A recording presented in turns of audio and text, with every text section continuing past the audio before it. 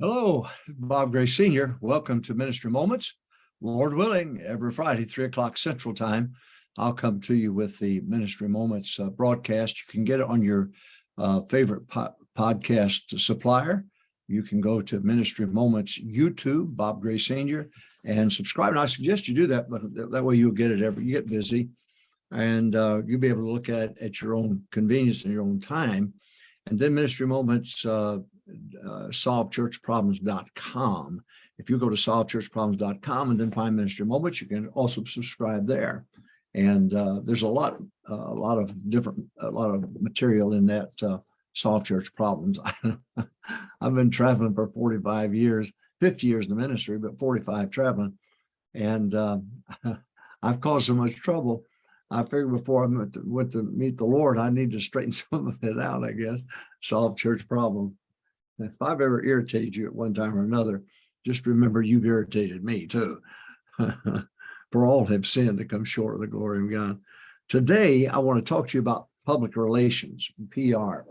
I'm glad that I took the advice of Brother Hiles and Dr. Rice in those early days about coming to a new ministry. And I learned, I applied a lot of what they taught me in coming to Texas in 1980. And it was, I think, was successful. We had a wonderful, last year we baptized 4,464 people. And thank God for that. Average 625 out soul winning, knocking on doors, and we just completely saturated this area, and I'm grateful for that work. But there's a part of this that I think sometimes we're aggressive and soul winning, go out 2 by 2, and we should knock on doors, win souls. But there's something that the pastor can do to help, because if you have a large numbers of people out there knocking on doors and talking to people, it's going to irritate some folks. And so there's some things you can do to kind of soften the blow a little bit. Okay, let's talk about PR, public relations. Number one, introduce and get to know the religious editor of your local paper. Get the paper right away. Find out, normally there's just one, the largest paper in the area, and you want to get that, find out who the religious editor is. And you should go down. That's what I did. I went down to the local paper, found his office, and introduced myself to him, told him I was a brand new pastor in town. And so we chatted for a little bit, and I'd take him to lunch several times also, but I would immediately get to know the religious editor of your local paper. Number two, give him a heads up on campaigns. When you get ready, I believe in Sunday school campaigns, spring and fall, and a big day at the end of the campaign. One thing you can do is give him a heads up on Sunday school campaigns. Let him know what you're going to be doing. It may be something that he's interested in, maybe he's not interested in, but at least you're keeping him in the loop. I'll tell you, one of the best men, if you ever want to just get a hold of Pastor Bruce Engelman in Fort Worth, I'm telling you, he is an expert on this thing of PR. With the local, he gave halftime speeches at the local high schools, and we've got great football here in East Texas. But get a hold of Bruce Engelman. He'll give you so many great ideas, and he really was an asset to our team here. So number one, introduce and get to know the religious editor. Get to know him. Stay in contact with him. Don't just meet him one time. Go take him to lunch. Spend some time with him. Talk about philosophies. Talk about what you're doing. You're not going to change your opinion, but you want to see what his slant is. Where does he come from? And find out something about him, and send cards on his birthday or an anniversary and so on. Get into his world. Don't wait for him to get into your world. You get into his one. You'll learn a lot about him, and you'll learn how to get your message across through him too. So number two, give him heads up on Sunday school campaigns. Number three, provide pictures. I love to take a lot of pictures. Of course, my wife can't travel. She's homebound. So when I go somewhere to preach, I take pictures and I send them back to her. And so provide pictures. Take pictures of packed out Sunday school rooms and provide pictures to him. He may use them, may not use them, but he'll like that. They're looking for ways to fill that paper with the right kind of news. So talking about public relations today. Number one, introduce and get to know the religious editor. Number two, give him a heads up on Sunday school campaigns. Number three, provide pictures for him. Number four, invite him and get him to come to big days. when you have a big day, invite him, get him to come. Lee Roberson was on the front page of our paper. Jack Hyles was on the front page of our paper. We had a motorcycle evangelist one time, jumped 10 buses, and it was exciting. Everybody loved it. Well, the editor came, was part of it, and took pictures and put it on the front page, not the religious section, but he put it on the front page of the paper. And so if you get him and if you get to know him and get him into his world and understand his thinking, you'll be able to get your message across through him. You really will. Number one, introduce and get to know the religious editor. Number two, give him a heads up on Sunday school campaigns. And you've got to have Sunday school campaigns. We had 6 to 7 weeks in the spring, 6 to 7 in the fall. Brother Hyles had 13. It seemed like they went on forever. And I'm not questioning anything. He did have 100,000 church members and ran 20,000 Sunday schools. He can't complain too much, but boy, it was long. So invite him to get him to cover big days. Next, here's an idea. Buy a weekly column of the pastor's study or something like that. Follow the Billy Graham example in this area and to make it informal, but buy a weekly column. It doesn't have to be a large column. It costs you $75, $100. But people, they read that paper. They read that every word in that paper, especially the smaller the town or the area, the more they're going to read every word in there. And I mean, they may not like you and they may not like your church, but I'll tell you what, they'll want to know about your grandkids and know about Dr. Rice used to talk about his horse in the sword in his column that he wrote.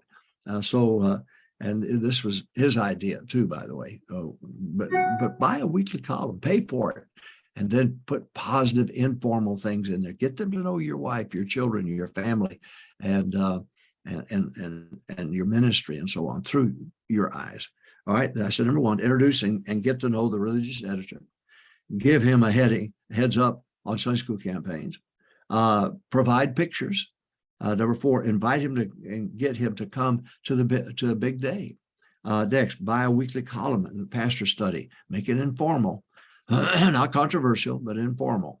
That's what the radio broadcast Brother Hyles had. He was such a bombastic speaker and influence in that area, Calumet area, that he had from the pastor study to see the softer side of Brother Hyles. And I don't have a softer side, but I try. Okay.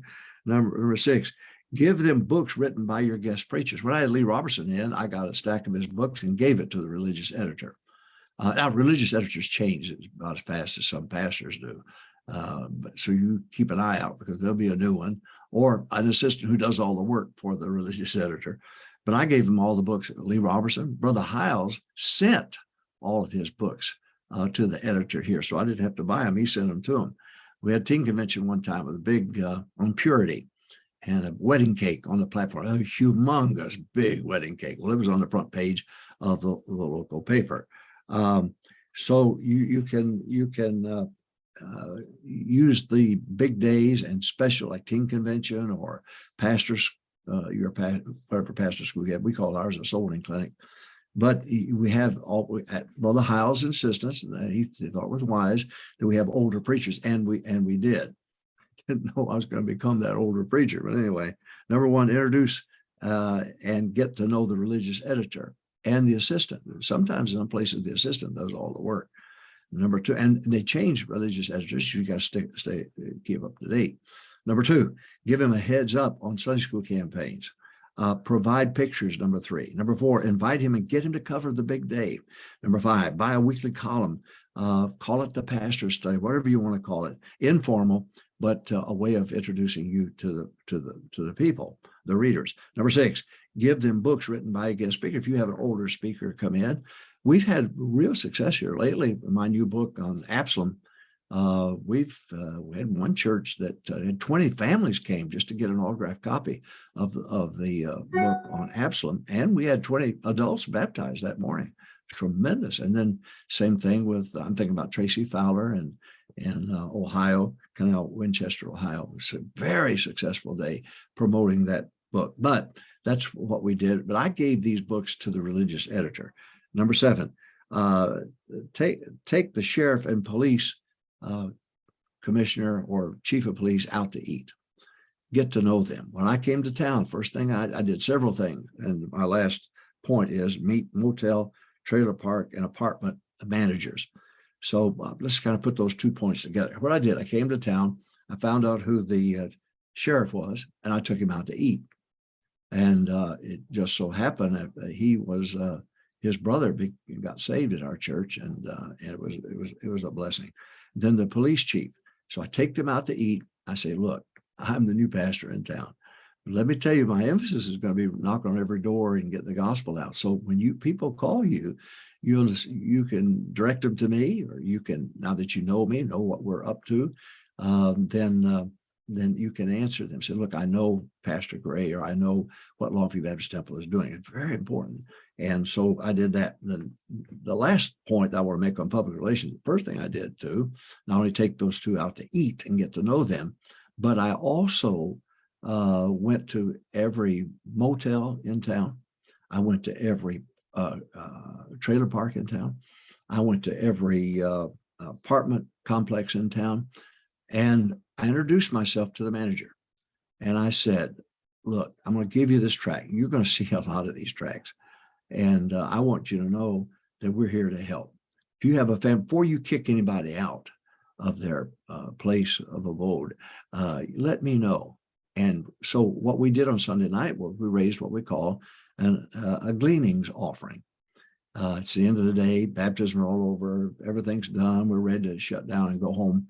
And then I would get up, Brother Duckett Jr., God bless his memory, he's in heaven now, but he handled that, and he would give me a list of families that were there that needed help. Now, you had to be in church. If you didn't come to church, we weren't about to help you. We had food every day for that. If you didn't want to come to church, we needed food. We had food, pantry, clothing, place, closet. So what he did, hand me a list, and I would go down as far as I could go on that list. It may have been, we had 5 families, I may go through 3. And the people say, I'll give $1, I'll give $5. And oh my goodness, we raised $325,000 in the 3 decades that I pastored in East Texas. $325,000, that's a lot of money, but it kept a roof on the heads of children.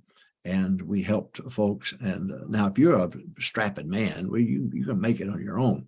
Now, we had a policy where we fill your gas tank up once every 6 months, but we're not going to do it every week. We'll help you as best we can. But that's public relations. Boy, listen, I remember when we had that a staff member got in trouble, and boy, it caused us a lot of heartache. And when I told our bus workers, I said, look, if anybody says anything about this ex-staff member, because it made front page paper, and if I had done the other work, we'd have really been in serious trouble. But so I went, and they gave me names and said, this family's upset over it. So I would go knock on the door and introduce myself and just meet it head on and say, look, I'll answer any question you've got, and so on. And we had the support of the people in town because of the fact of all the work that we had done behind the scenes. Public relations, PR, very important. And I hope that you'll take advantage of these points and write them down, listen to this over and over again. And especially if you're a new pastor in town or been there a short time, some things you need to do and behind the scenes that will cause you to be more fruitful in your soul winning. And so I hope it helped you. God bless you. See, I'm not such a bad guy. Whatever they say, I'm not such a bad guy. Anyway, I see you every Friday, 3:00 Central Time. And please subscribe and get somebody else to subscribe.